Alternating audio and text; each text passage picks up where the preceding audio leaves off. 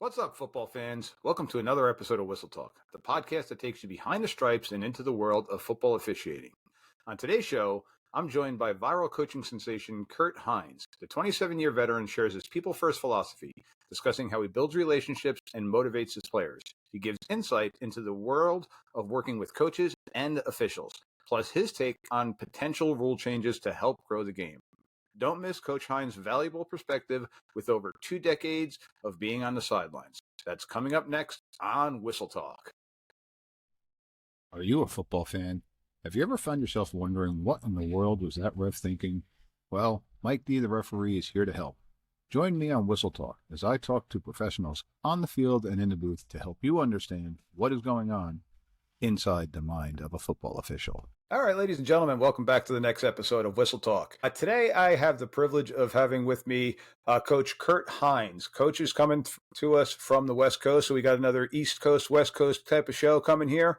Coach has a lot of social media influence out there, but the main reason I got Coach on here today, Coach has been coach for 27 plus years. So with that, I want to have Coach introduce himself. Coach Hines, thank you very much for joining us today.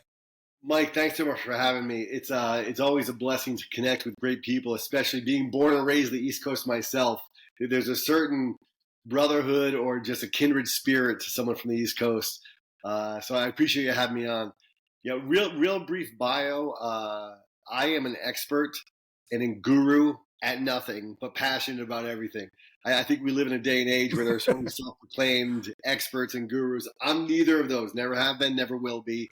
But I have been blessed to coach high school football for 27 years now. My first 7 years, I was a head freshman coach and made more mistakes than most people could make in a lifetime.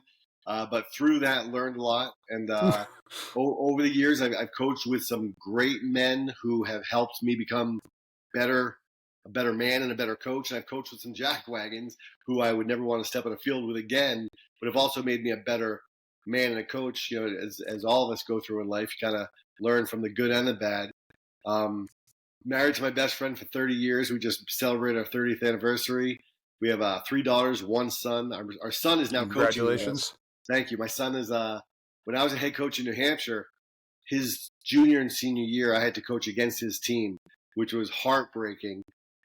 Great memories, but heartbreaking. And I'm heading into my 3rd year now with him as a member of our coaching staff. So that's a tremendous full circle, experience we have there. We have 2 grandsons. I teach 4th grade. That's what pays the bills. And coaching is, for me, without getting preachy to you, Mike, or your audience, my faith is everything to me. My family is right there. And football is a real close third. And I've got to make sure that football never becomes number 1 or 2, because that's no good for anyone. But I absolutely love what I do. I've coached, as you mentioned, on the East Coast and the West Coast now, and I don't think there's a big difference if you're passionate about the game, where you coach it, how big your school is, what the logo is, or what the division is.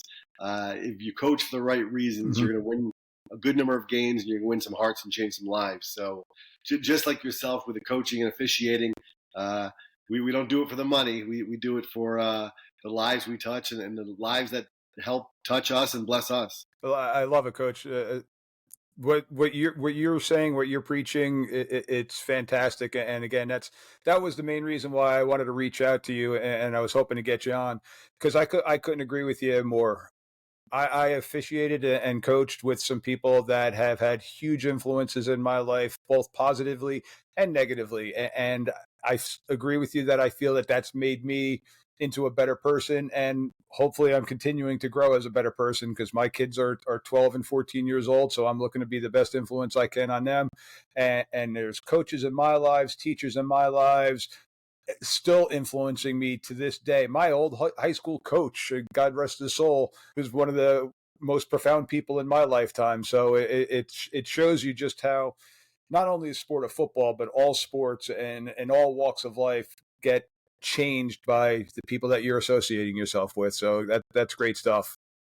Absolutely. It's funny. Obviously, I won't mention this young man's name, but now, Coach, I had a former player of mine here at Coronado who was a kind of a knucklehead as a freshman, grew up a little bit, as most of us do, as a sophomore. Fast forward to his senior year, he was team captain, helped us do great things on and off the field. as soon as he graduated, he went down a real dark path and got into a lot of trouble. Found himself in some serious situations with the law and rehab and all that stuff.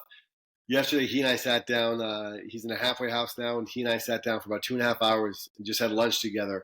And there were tears on both ends of the table from both of us, and now happy tears about where he is and the things he's learned.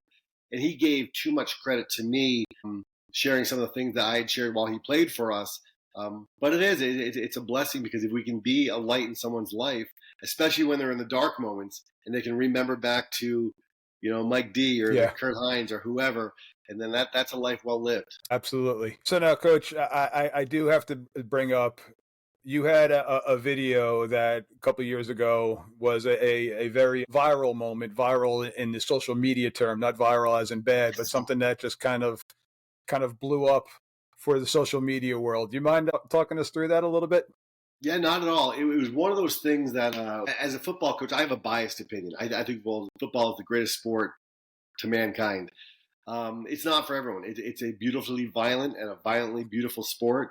And one of my biggest pet peeves is when young men come out to the team and then quit, and you have to chase them down for their equipment. You have to chase them down for their gear. You hear from some of their teammates. So I try to start every August 1st meeting by saying, listen, this is not for everyone. You signed up to do it. My hope and my prayer is that you commit to a year. Give it all you got. But if it's not for you, don't lie and say you've got to go home and do homework and you want to study using your grades, because although you are student athletes, no one goes home at 3:30 and does work until 10:30. They're going to play video games or be online or be hanging around and doing. No, they're usually playing games and video games. Exactly. So I asked them. I said, listen, when you decide it's not for you, wash your stuff, fold it, bring it in, look me in the eye, tell me I'm just not passionate about it, shake my hand. I promise you I'll always be there for you. Well, the incident you're talking about was just that. A young man came in with his gear bag, so I knew it was not going to be a fun meeting for him necessarily, or for myself. But this young man, his older brother played for us. He was a year older, and his older brother was a stud. Like he looked like a football player. He acted like a football player. He played like a football player. He was coachable. He had all the intangibles. His younger brother looked like a football player, but really wasn't. It was not a natural sport for him. And he didn't ever look like he was enjoying life. He looked like he was showing up every day because mom or dad kind of told him he had to. Well, making a long story short, he came in one day just before practice, about 10 or 15 minutes prior to me heading down to the field. And he came in just looking like he had just been defeated just by everything in life, had his bag in his hands. And I said, hey, I won't mention his name, but so-and-so, sit down for a second. I said, what's going on? And he just went, Coach, we're a football family. And he started with that, we're a football family. I said, so what do you mean by this? Well, so-and-so, my brother loves football. My dad loves football. My mom loves football. And he just paused. I said, do you love football? And he looked up at me with not tears in his eyes, but he looked like he was on the verge of it. And he goes, no. I said, then I'm proud of you. And then I'm proud of you. You saw his shoulders got all tense, just relax. His whole countenance changed. I said, listen, I said, football is not for everyone. I said, you have character, you have class, you are doing what young men should do. You're coming in, having a hard conversation face to face. I said, what are you passionate about? And he shared some things that he was much more passionate about than football. I said, then chase those. Pick one or two of those and pour everything you can into those. And shared a few more words with him, told him I was proud of him. And I said, hey, do you mind if I talk to the team about this? Because they're going to know you're not at practice. And I want to make sure as a coach that our teammates, our players, didn't treat him any differently. They were still there for him in the lunchroom, in the hallways, and still letting him know that he still matters and makes a difference. His presence is important. And he said, no, Coach, please do. I said, I might even post a video on this. And then he smiled and he goes, yeah, please do. So I didn't mention his name in the video, but in the video I just said, talked about the incident, did a quick little video, selfie video holding the camera, and went out to practice and talked to the team. And this is important to me. That wasn't part of the video, but I told him, I said, hey, so-and-so's brother just came to the office, turned stuff in. And I said, let me tell you right now, he's not a quitter. And you could see some kids nodding, his brother smiling, looking at me. I said, but you could see some other kids looking at me like, what are you talking about, Coach? He just quit. How he's not a quitter? I said, how many of you have ever had a girlfriend before that you're no longer dating? And most hands went up. said, guys, you're not quitters. She just wasn't the right young woman for Yep. you, or maybe she made the decision and you weren't the right young man for her. I said, you're going to have jobs in your life that just aren't the right job for you. That if you give your 2-week notice and you do it the right way. I said, my wife and I have been married for 30 years. She's not the first person I ever dated. I'm not the first person she ever dated. But sometimes it takes more strength to walk away from something and to follow our own dreams. And not, even though he came from a football family, Absolutely. not live your parents' dreams or not live your brother's dreams. So I had made it a very strong point that, hey, he is not a quitter. He chose to follow his passion, and I'm proud of him, still be there for him. The video, it was funny because I got in my truck after practice, and I had seen that it had, in a 2 hours time span of practice or whatnot, and I don't know, 100,000 retweets or something stupid, like really, really crazy, and had been on some national news things or whatever. But the interesting thing, Mike, is the overwhelming majority of interaction and feedback and messages I got was, thank you, coach. Thank you for teaching the young man about following his passion and that it's not just all about sports. However, there were a good number, several hundred people that were like, great job, coach. You just taught him to be a quitter. Great job, coach. You just failed him as a young man and all these different things. And I never Yep. have. I never have, and I never will get into it. And you know this better than most of your audience, I'm guessing, unless they are officials as well. And I know we'll get into that later. But you're never going to make everyone happy. I know what I did that day was blessed, served, and empowered that young man to follow his dreams. I am still in touch with him. I haven't talked to him for about a year or so now, but I was still in touch with him for a while, and hope to be again. I'm going to reach out to him. But I guess my whole message with that video was, our job as coaches is not to, and a lot of people may not understand this, and this is not gospel, this is just my opinion. Our job as coaches is not to make the best football players. Because if that's all we do, then we're failing our players terribly. Our job is to meet them where they are, to help them get to where they want to be and somewhere even farther as an individual and as a team. And sometimes that's helping them open doors for college. Yep. Sometimes that's helping them stay in school, because for me, I was not passionate about school. I was passionate about football, but football kept me passionate enough to stay in school and do well academically.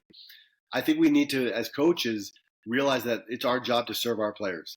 And we need to find out what their why is, what they're passionate about. And sometimes that means cutting ties and saying, or not cutting ties, but letting them loose and say, hey, I'm here for you no matter what.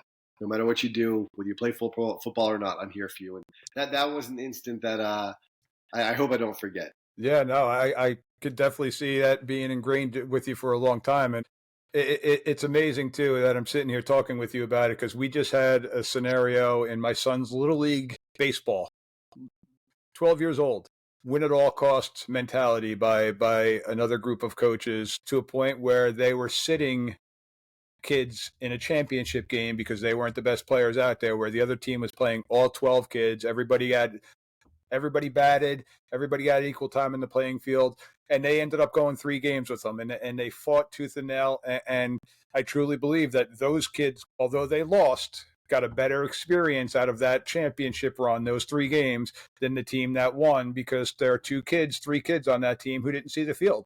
And Yeah. that, as a coach, as an official, that's a disservice to them. And like you said, it's not a win at all costs. I mean, when you're looking at major college football, well, it is kind of a win at all costs, because it's a difference between their livelihood. It could be their jobs titles of winning. But when you're at the youth level, and even at the high school level for the most part, you're there to groom young men. You're there Yeah. and women. I don't want to leave anybody out, but we're there to make better people out of the people that whose lives we're touching.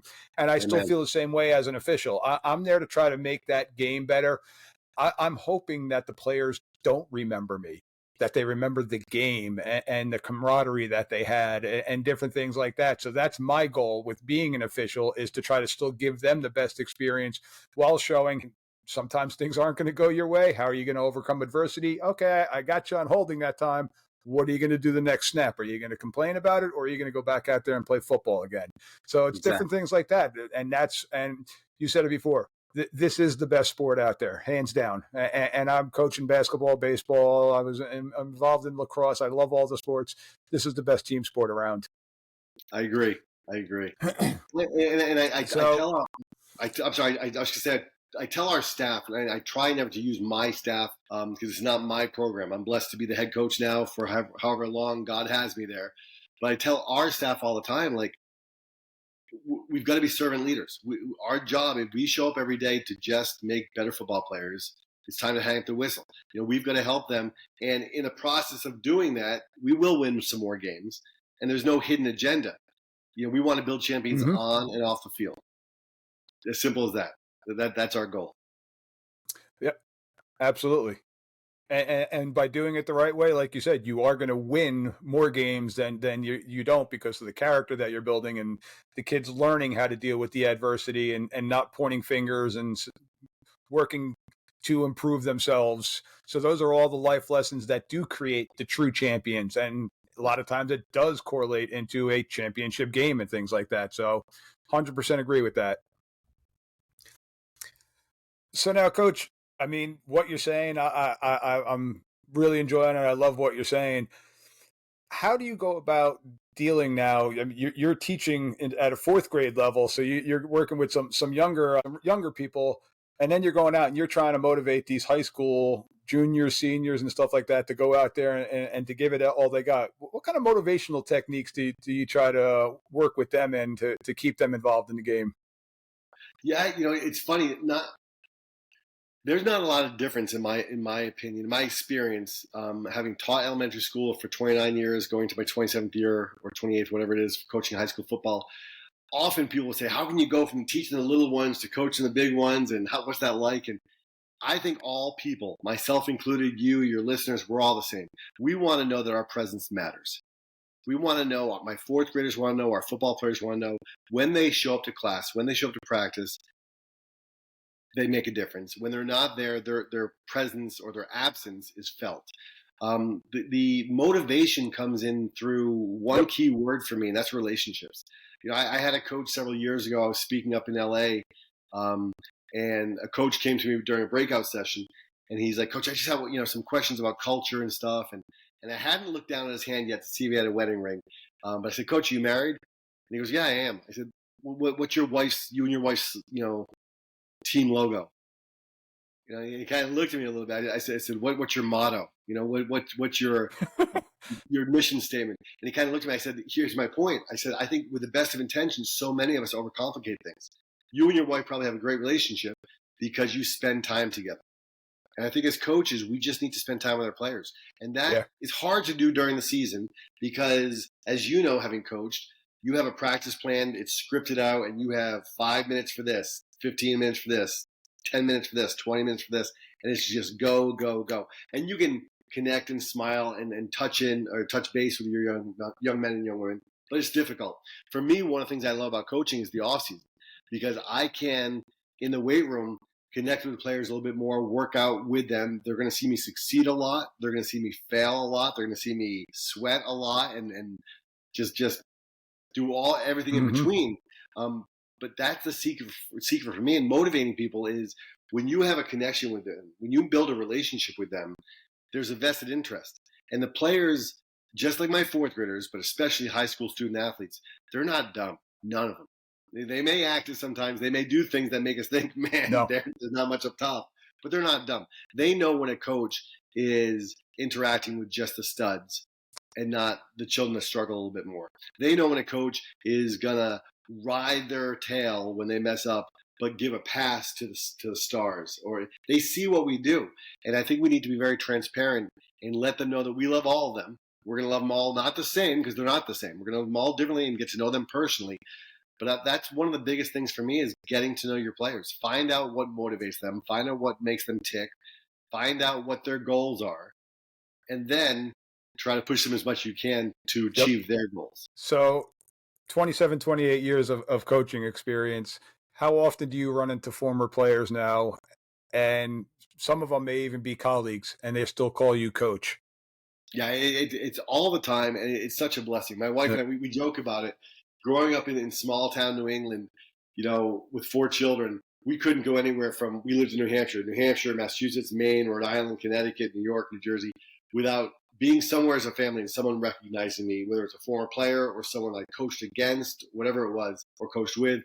My wife and I just went to Maui, literally got off the plane, and went to our first beach 2 hours after landing. And someone was like, "Are you Coach Hines?" And it was some coach who I hadn't met yet, but it was someone from Twitter, coach from Texas. But it's a beautiful thing. For Okay. me, honestly, and I know you can appreciate this, Coach. Being called coach is right up there with being called hun or honey by your wife, dad by your children, or yeah, two grandsons. They call me Papa. Yep. And the reasons I've heard people, a woman I teach with once said to me, "How is that possible? How can that mean so much?" And then she used the word "just," and I hate this. She goes, "It's just a game." And I was like, "Oh," I was like, "Listen, yes, football is a game. It never will be just a game." I've seen too many lives change. I've spoken at young men's funeral that I coached that have taken his life. I have coached against my own son. I've Yeah. won championships, and we have lost many, many games. But I've seen too many lives change to see it or hear it called just a game. The reason being called coach is so near and dear to my heart and your heart, and for most people who have coached, I think it's twofold. One is because we know the countless hours that we put into behind the scenes. The fans, the parents see what happens on a Friday night or a Saturday afternoon or a Sunday, whatever level of football it is. But the countless hours Yep. of meeting with players and their families and now helping them navigate through life, it's being called coach. It's a blessing and a privilege, and one that I don't take lightly. Yeah, and I think you and I were talking about it before I hit record here. I still have players on the field calling me coach, and then oh wait, sorry, Mr. Official. I'm like, listen, I'm still a coach. I'm still out here to help you, and like I mentioned before, my goal is to make this game as great for you as possible. So if that's coach, teach, dad, which would be weird in the game unless it's my own son, but Right. yeah, it's still something that I truly enjoy hearing. So now you got all these different players. You've got different things. Now I got to jump in a little bit of the football officiating side of it. Now you got a player, good player, gets a call against him, reacts negatively.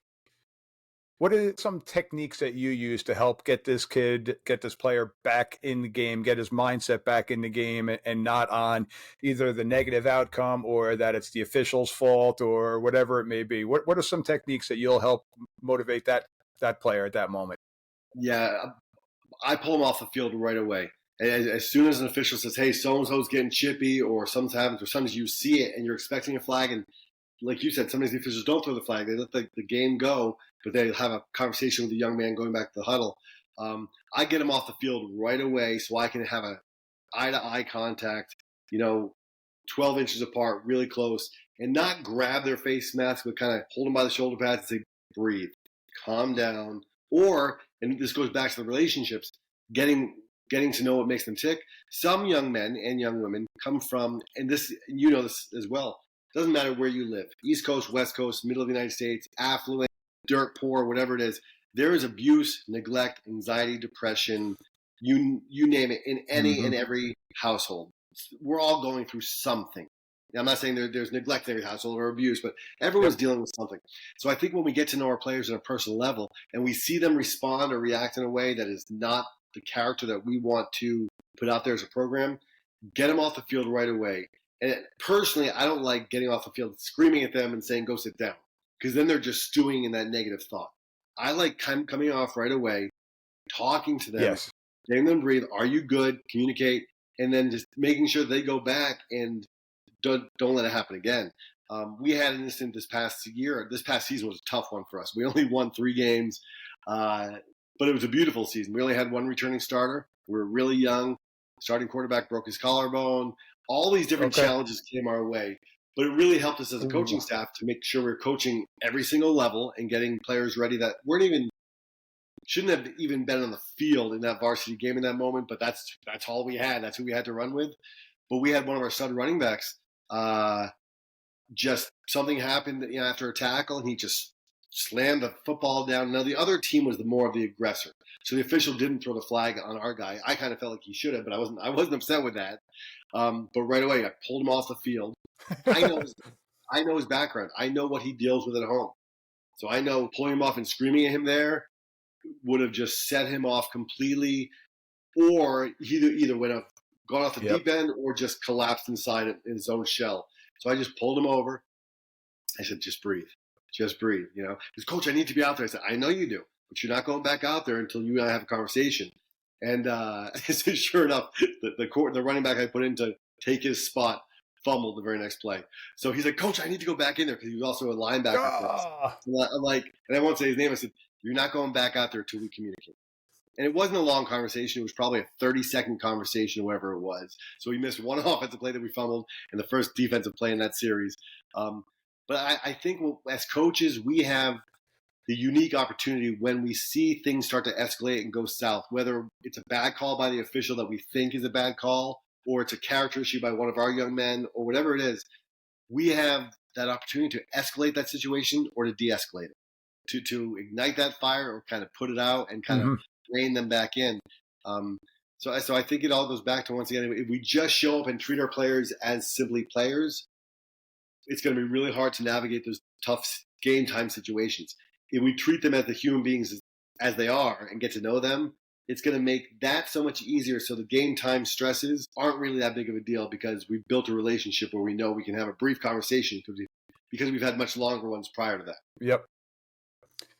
All right, Coach, great stuff. With that, we're going to take a quick break here, and when we get back, I got a little quiz for Coach. We're gonna test Coach out on his knowledge of the football rules, and then we're going to touch on a little bit of relationships that he and his players have with officiating and different type of scenarios, kind of leading into, or actually Coach kind of led into where we're going to go with the conversation, but instead of players, more so dealing with the officials. So with that, we'll take a short break. Stay right there. And we come back, we got our flagged facts. Hey, Whistle Talk fans, are you enjoying what you're listening to? Be sure to hit the like button so that you can join us every week as we break down the nuances of officiating that often go unnoticed. We want to hear from you, the passionate fans who make our game so special. Like what you hear? Hit the like button and let us know. Have a burning question or a hot take? Drop us a comment below to join the conversation. All right, ladies and gentlemen, we are back with Coach Hines here on Whistle Talk. Coach, appreciate again that you're here with us. So now it's time for some official talk, some referee speak. So this is the segment of the show where I like to have the coaches on, where I kind of quiz them on their overall knowledge. I call it Whistle Talk's rules quiz, our flagged facts. So hopefully I don't have to bust out the yellow flag. I like keeping that thing tucked nice and deep. So here we go, Coach. Good luck to you. Thank you. It won't be the first time I've had a flag thrown at me, or not at me, but on me, but I'll take it. All right, so here we go. First question. After a safety, K1's free kick goes out of bounds while it's in the air at the R30. So after a safety, got to think of where the kickoff is happening, the free kick, ball goes out of bounds, Coach. What are two options you think that the officials will give the coach on the team here? One's a re-kick, if I believe. Mm-hmm. Is that and they're correct? trying to get away from the re-kick, but that is still an option these days. Right. Yep. Yeah. Just like with all the big sports, we're trying not to have as many re-kicks because the special teams aspect is still a high impact area and high injury type of area. So, all right, re-kick is one of them. What do you think would be the second option now? Where do you think the ball could possibly be placed if they don't ask for a re-kick? Is it at the 45? No. You nailed it. So it is. the R's ball at the 45-yard line. There you go. It's one of the. So here's the rule where people kind of get a. Go ahead. Well, I was just going to say, I know we're going to dive into this a little bit further down the podcast here, but it's one of the reasons in my 27 years I never go off on officials. My respect for what you guys do, the men and women, but also I am not, as I said from the very beginning, an expert or a guru. So sometimes I have the rule in my head, and it's different from New Hampshire where I first coached to California or whatever state it's in, or sometimes I just am wrong. So I'm happy I get that one correct. Yep. So with this one, the penalty is typically 25 yards from the previous spot. So if you're kicking off now from the 20-yard line because of the safety, going 25 yards, you're going to get the ball at the 45-yard line. as opposed to it went out of bounds on the receiving team side of the 50 at the 30-yard line. You could take the ball at the spot where it went out of bounds. You could take it at that spot plus 5 yards. So in that scenario, it would have been at the R35. But this scenario, you're getting it at the K45. So you're getting it on the plus side of the 50-yard line, or you could have them re-kick it. And again, we're usually trying to persuade you on the coaching sides to, unless you really have that stud kick returner that you want that ball in their hands, we're trying to get you to take the ball. You're getting the ball at the plus 50. There's really not much of a better scenario that you're going to get on kick return at that. Agreed. All right. So question number 2 now.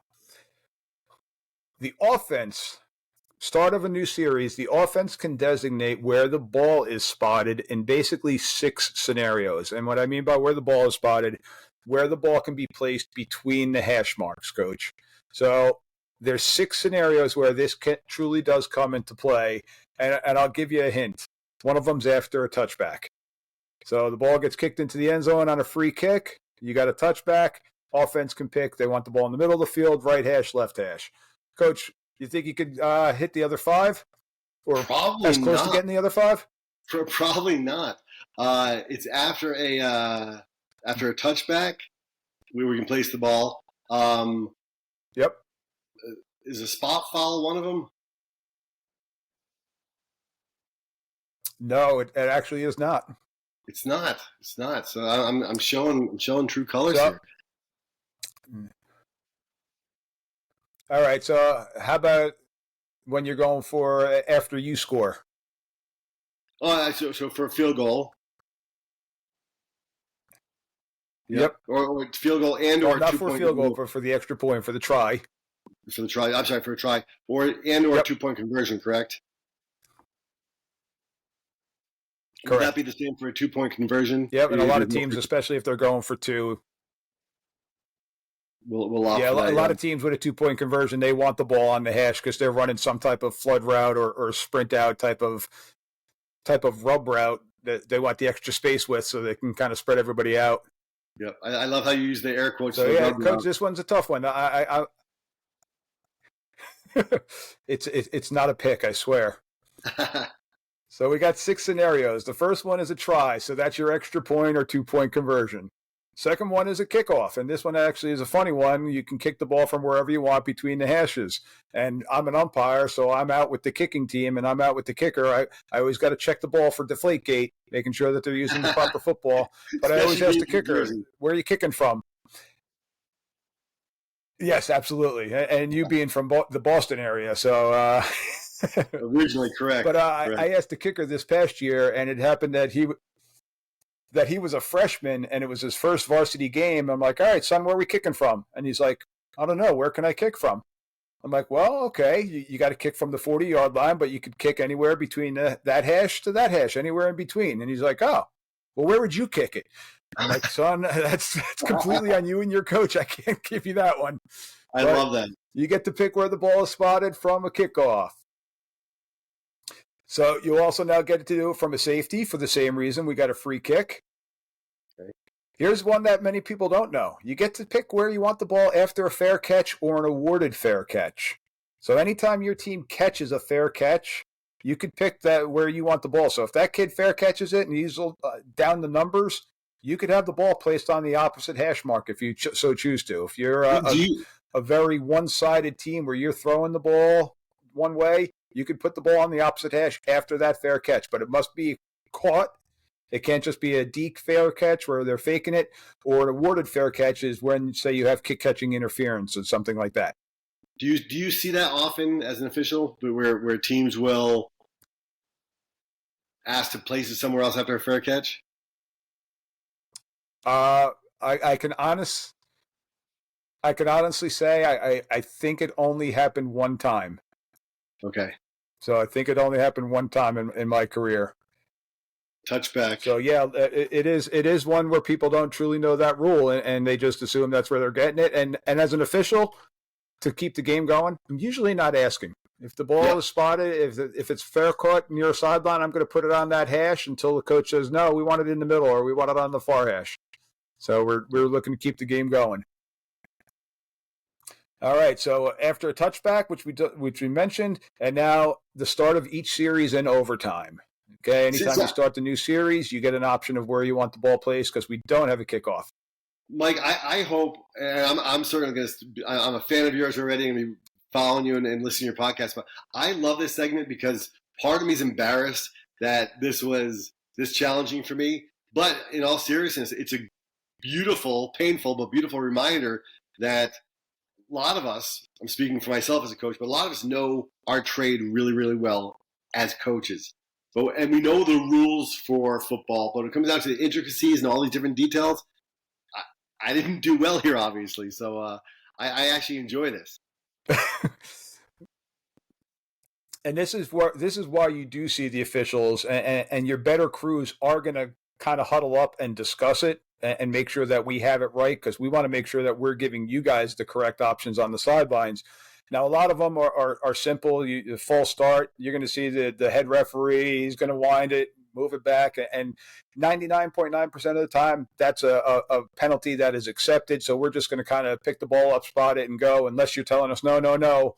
But stuff like this, it's a lot of times is going to be on the coach. In the one scenario where it wasn't a game that I was involved in, but it was a game that a friend of ours was working on, we talked about, they fair caught it at the end of the game and they wanted to go for the field goal. So they got a free kick. And again, after a fair catch, because they caught it, they were able to place the ball. Their kicker liked the ball at the right goalpost because they were a righty kicker. He tended to have a little bit of a hook. So they spotted the ball at that right goalpost and right on a tee, just like a regular kickoff. Tried to kick it for a field goal at the end of I think it was the end of the half, not the end of the game.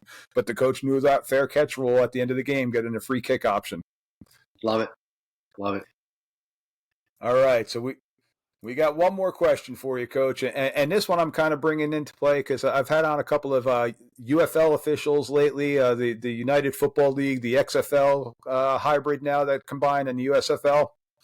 So you got A's ball, 2nd and 8 from the B22. A33 is running the ball for an apparent touchdown, and they fumble the ball at the 2-yard line, and the ball rolls, and it hits the pylon. The field judge, the official that's right there on the goal line, blows their whistle after the ball hits the pylon. Coach, what do you got in this scenario? Well, hitting the pylon would make it out of bounds, correct?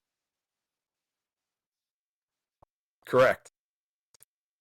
So then they would out just of bounds where? In the field of play or in the end zone?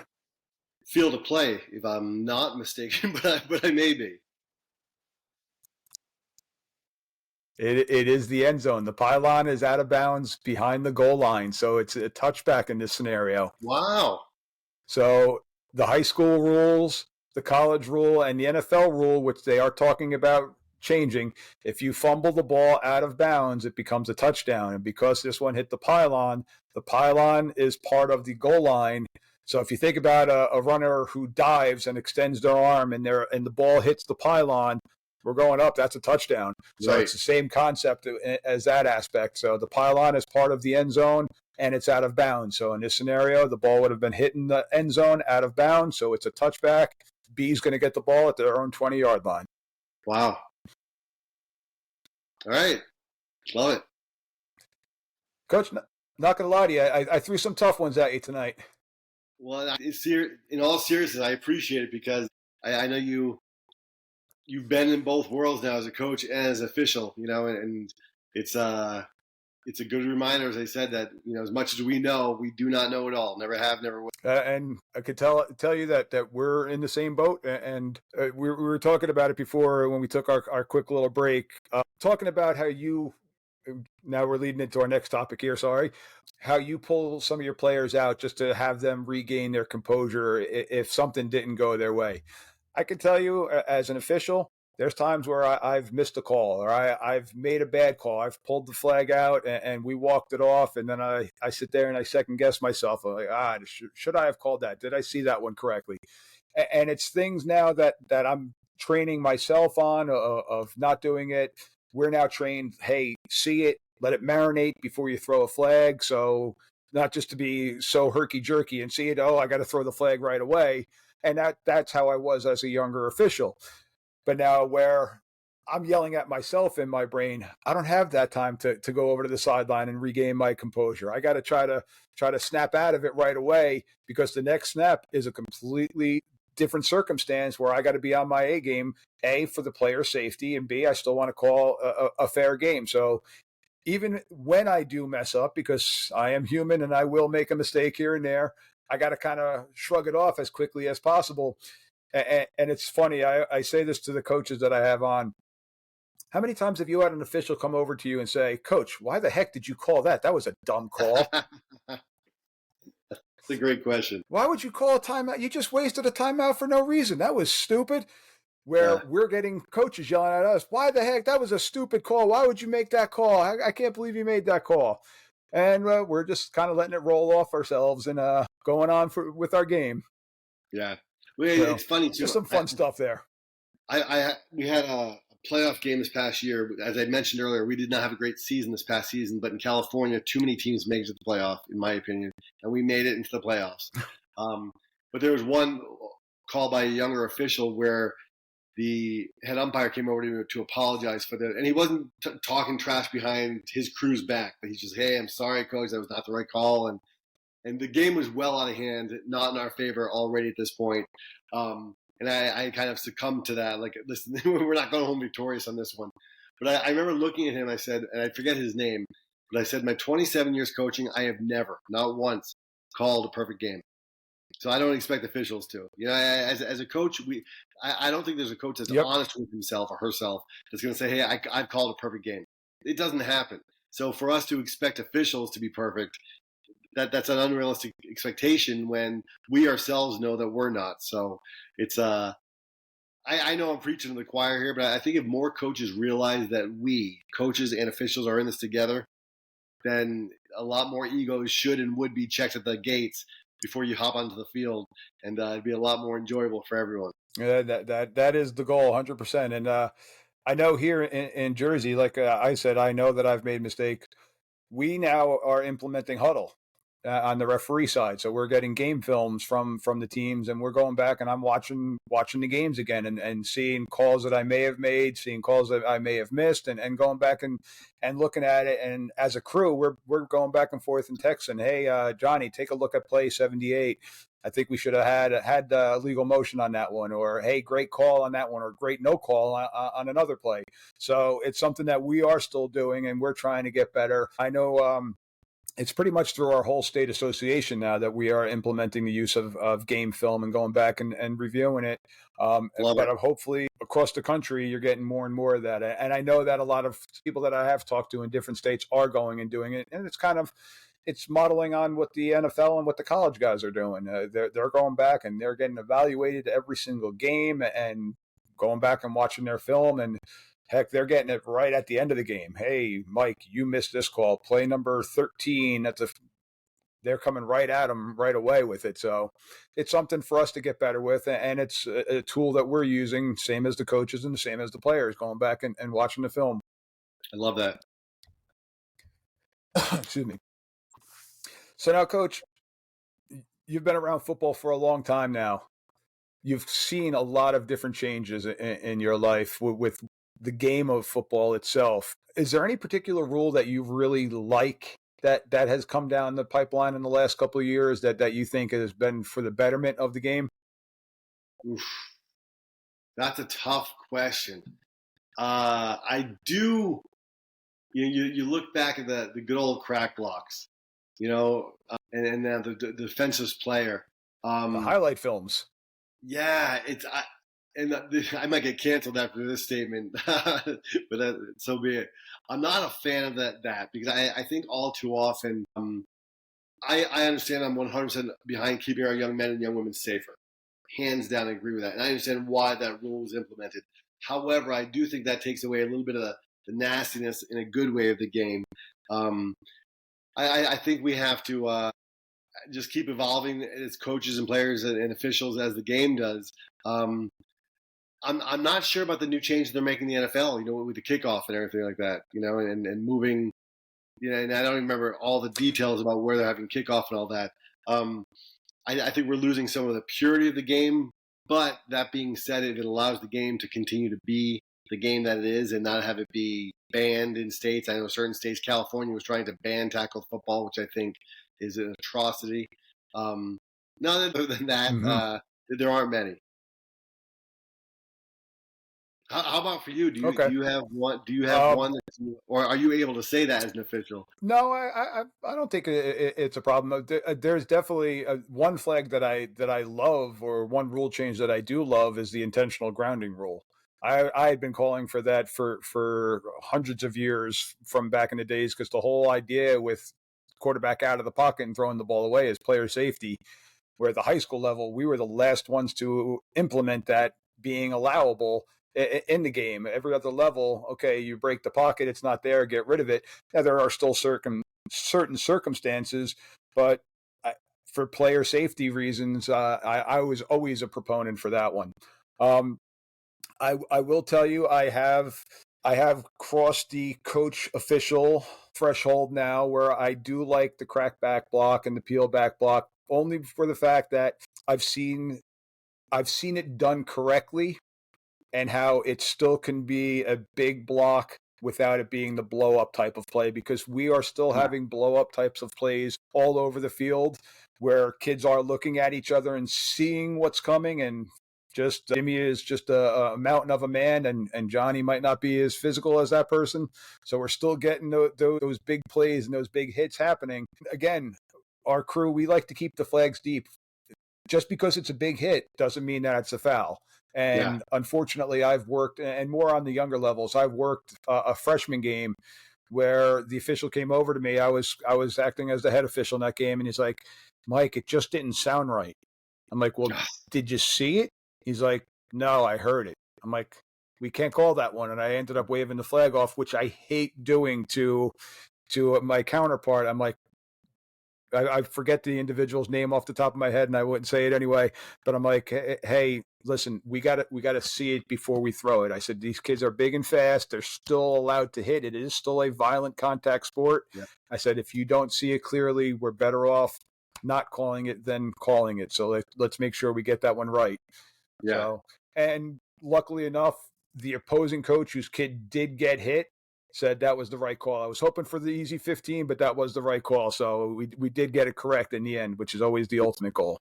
Love that. So, We had an incident 3 or 4 years ago where we were on defense, and one of our linebackers picked the ball off, and our safety came up like a bat out of hell to get in front of him, to do what good defenders do in a interception situation, to become a lead blocker, and he leveled this kid.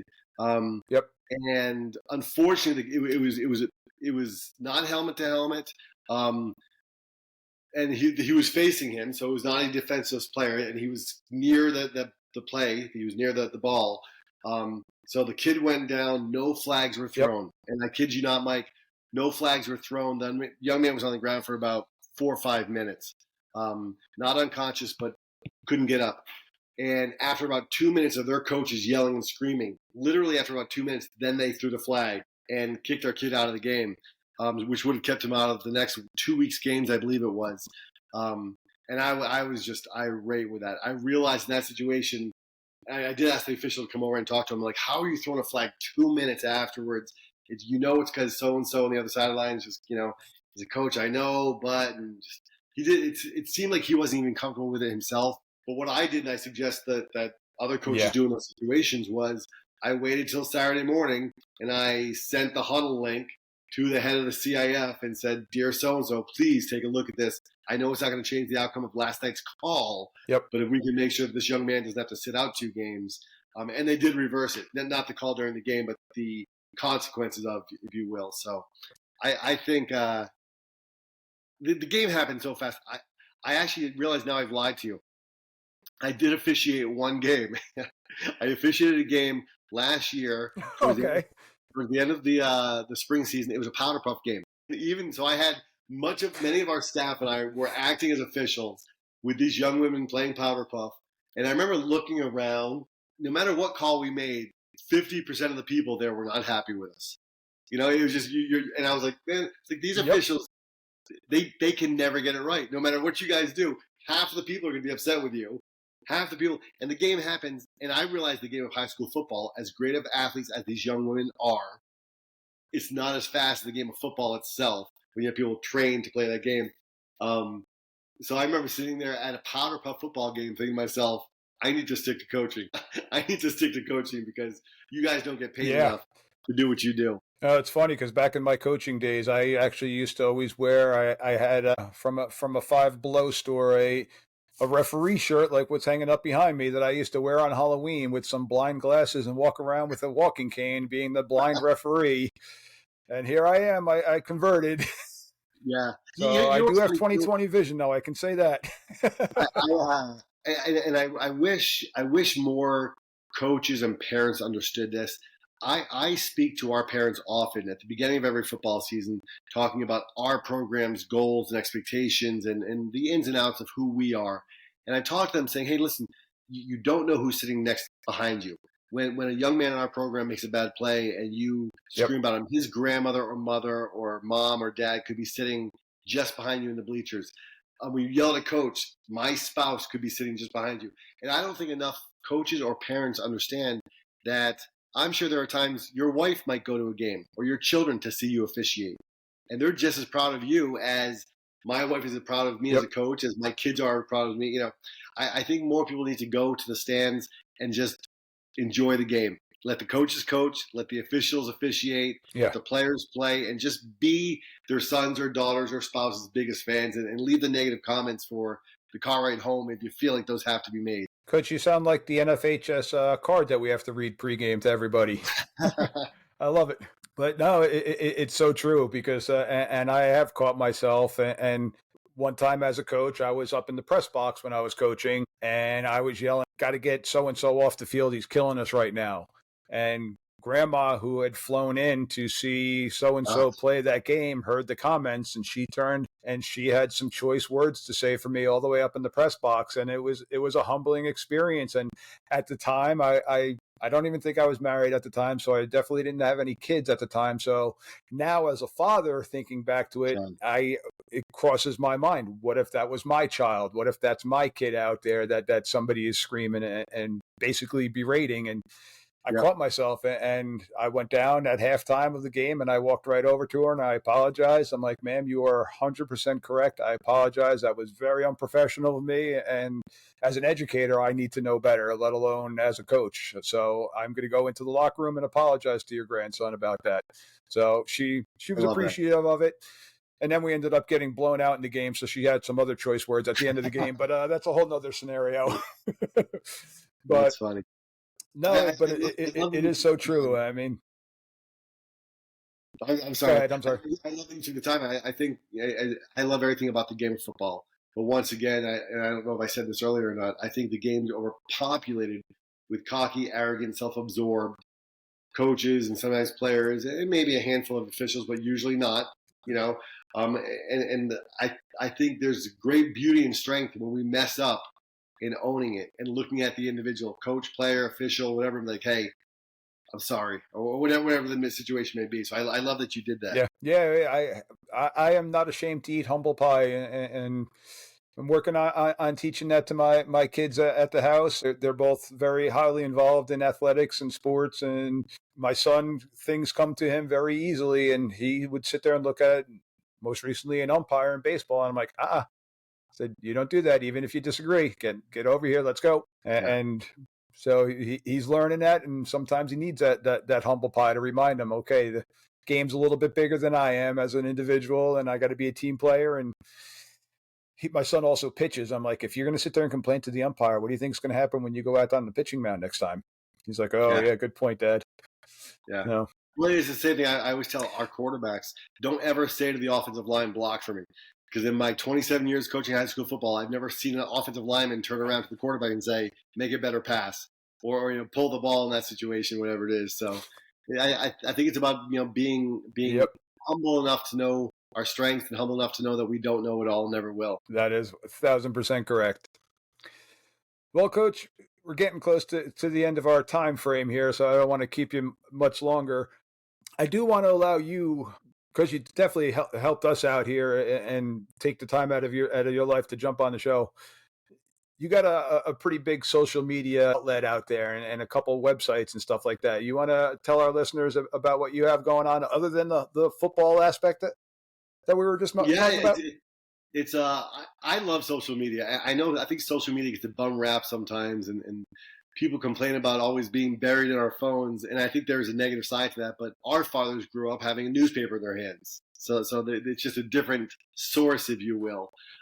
True. I think if used the correct way, social media can be like a loaded gun. In the wrong hands, the wrong time, it's going to do a lot of dangerous damage. And in the right hands, the right time, it's going to connect some great people and do some great things. Yeah, I'm on all social media platforms. It's always Coach Kurt Hines, KurtHines. I have a website, Coach Kurt Hines, as well for my speaking engagements, and just wrote a book that I'm very excited about. Should be coming out in the next month or so. So it's titled "Called to Empower," and it's an opportunity for me to kind of Awesome. share a lot of the messages that I've shared on Twitter over the years, and then I dive deeper into the meaning of the story behind them and what kind of led up to that original tweet. And then my wife, my better half, who I think most of us that are married will realize that we can't do this alone. She came up with the suggestion that at the end of every chapter, I have what I call a timeout. It's really a self-reflection question for the reader to kind of dive into just that, reflecting on their own lives and how they can apply whatever I shared or ask themselves questions. So any of your listeners that want to connect, I get back to 100% of the people that reach out to me.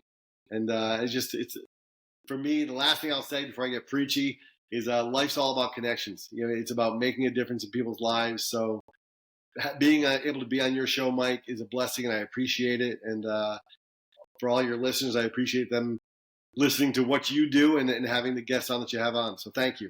Coach, thank you very much. And if you're okay with it, on my show notes, I'm definitely going to throw in your different social media stuff and the title of your book. So Yeah, I please. appreciate you taking the time out again. We busy life between teaching and coaching and being the family person and the God loving person that you are. I truly do appreciate you taking the time out of your busy schedule to jump on with us today. Thanks for having me. Internet's starting to get a little glitchy, so this is actually timing out really well. Perfect. Well, Coach, once again, thank you very much. I do appreciate that. And again, for all the listeners out there, that's Coach Kurt Hines.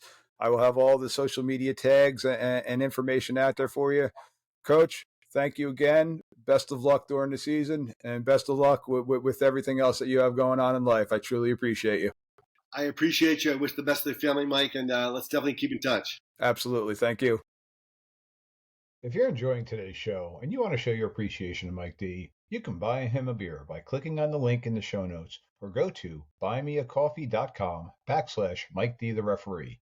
And as always, make sure to click follow and give 5 stars. Thanks for listening. Cheers.